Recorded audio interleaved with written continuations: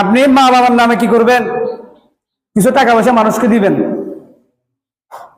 সদকা করবেন আর কি। মসজিদ মাদ্রাসায় দিলেন অথবা মসজিদে দিলেন, যে কোনো এক জায়গায় দিলেন। এই কোরবানির 3 দিনের মধ্যে যদি আপনি আপনার মা বাবার নামে কিছু দিতে চান, উত্তম হচ্ছে কোরবানি দেওয়া। উত্তম হচ্ছে কি দেওয়া? কোরবানি দেওয়া। মৃত মা বাবা, অসুবিধা নেই। টাকা না দিয়ে কি দিবেন আপনি? কোরবানি দিবেন। 10,000 টাকা দিয়ে একটা ছাগল কিনে কোরবানি দেন আপনার মায়ের নামে, বাবার নামে, দিতে পারবেন। টাকা দেওয়ার চেয়ে কোরবানি দেওয়া উত্তম, ওই 3 দিনের মধ্যে। স্পষ্ট হয়ে যাচ্ছে তো? আমরা অনেকে সন্তানেরা আছি,